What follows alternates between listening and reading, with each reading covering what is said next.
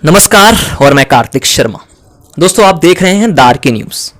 दोस्तों इस वक्त मेरे साथ मौजूद हैं ऋतिक राय जी, जो कि लक्ष्मी नगर के उपाध्यक्ष रह चुके थे और उनकी वीडियो आपने हमारे इस चैनल के माध्यम से भी देखी होगी। दोस्तों अब उन्हें शाहदरा जिला का प्रवक्ता बनाया गया है।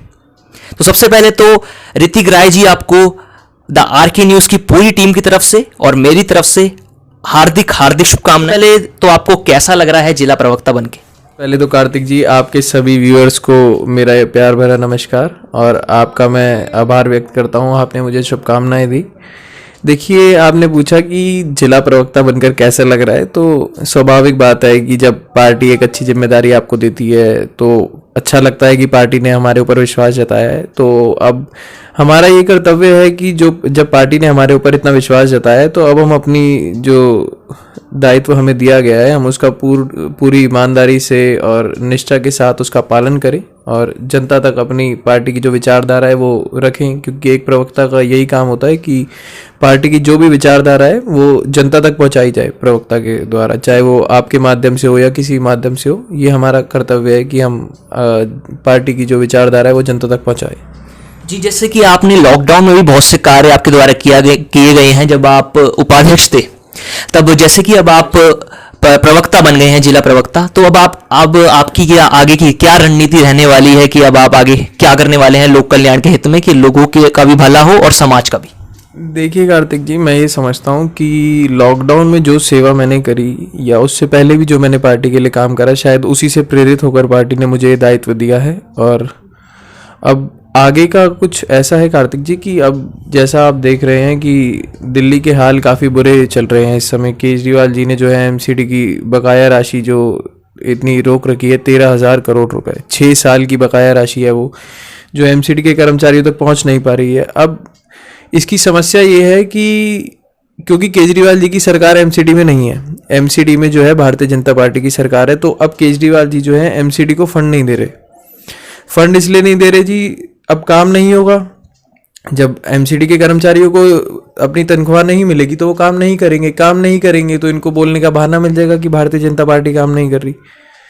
और नगर निगम के चुनाव आ रहे हैं, तो इस वजह से, सिर्फ इस वजह से कि आप हार गए नगर निगम का चुनाव, आप पूरे एमसीडी को बर्बाद कर रहे हैं। 13,000 करोड़ रुपए आपने रोक रखा है, जिसमें मैं आपको बताता हूँ कि नॉर्थ एमसीडी के 3,000 करोड़ रुपए हैं और साउथ एमसीडी और ईस्ट एमसीडी जिसमें हम रहते हैं इनके 5-5 हज़ार करोड़ रुपए हैं। तो ये जो डॉक्टर्स हैं, जो टीचर्स हैं, जिन्होंने दिन रात सेवा करी, कोरोना काल में भी डॉक्टर्स लगे रहे जनता की सेवा करने में और उन्होंने कहीं कसर नहीं छोड़ी, लेकिन उसके बाद आप उनका भी वेतन नहीं दे रहे, तो ये मैं समझता हूँ बहुत ही ओछी राजनीति है और ऐसी राजनीति किसी भी इंसान को नहीं करनी चाहिए। ऋतिक जी, जैसा कि आप जिला प्रवक्ता बनाए गए हैं, तो अब आगे आप जिला के लोगों के लिए क्या क्या काम करने जा रहे हैं? जिला के लोगों के लिए, जिला के लोगों के लिए नहीं, हम सभी के लिए काम करेंगे। हमारा प्रवक्ता का काम ये होता है कि पार्टी की जो विचारधारा है वो जनता तक पहुंचाई जाए, और ये मेरा कर्तव्य है कि पार्टी की जो विचारधारा, जो रीति नीति है उसे मैं जनता तक ज़रूर पहुंचाऊंगा। तो ये तो बात हो गई जिला की। अपने क्षेत्र वासियों के लिए आप क्या क्या कर रहे हैं? देखिए कार्तिक जी, क्षेत्रवासियों के लिए कुछ ऐसा है कि क्षेत्र की जो भी समस्याएं हैं उन्हें मैं उचित अधिकारियों तक और उचित स्तर पर पहुंचाकर और उन परेशानियों का समाधान कराऊंगा, क्योंकि जैसा कि हम सब जानते हैं कि लक्ष्मी नगर में तो हमारी ट्रिपल टायर हम कह सकते हैं कि सरकार है, कि सांसद भी हमारे हैं, विधायक जी भी हमारे हैं और पार्षद जी भी हमारे हैं। तो मैं समझता हूँ कि सारी परेशानियाँ जो हैं यहाँ पर आसानी से हल हो सकती हैं और हो भी रही हैं।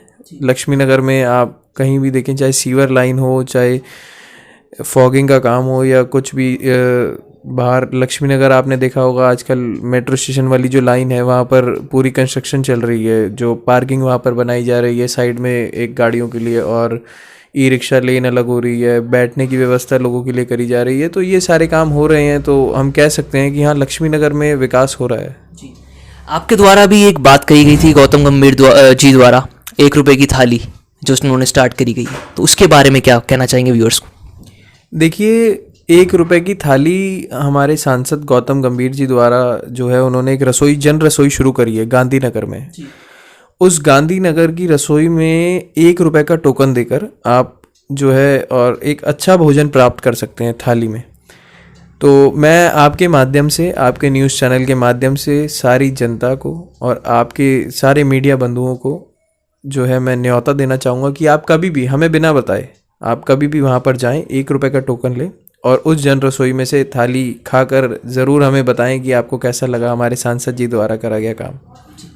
तो ऋतिक जी, आपका बहुत बहुत धन्यवाद। पहले तो आपने हमारे साथ इंटरव्यू किया, उसके लिए आपका बहुत तहे दिल से शुक्रिया करते हैं हम। और आप हमारे सब्सक्राइबर्स के लिए और जितने भी व्यूअर्स आपको देख रहे हैं हमारे माध्यम से, उनके लिए क्या संदेश देना चाहेंगे? देखिए, मैं आपके सारे व्यूअर्स को ये संदेश देना चाहूँगा कि युवा जो हैं वो पार्टी के साथ आएँ और युवाओं के लिए हमारे मोदी जी, माननीय मोदी जी, प्रधानमंत्री जी बहुत काम कर रहे हैं। तो सभी युवाओं से मेरी ये निवेदन है कि आप सब आएँ और हमारे संगठन को और मजबूत बनाएं। और व्यूअर्स को मैं ये कहना चाहूँगा कि हमारे कार्तिक जी बहुत बढ़िया ये चैनल चलाते हैं, आर के न्यूज़, इसको जो है सब्सक्राइब भी करें और लाइक शेयर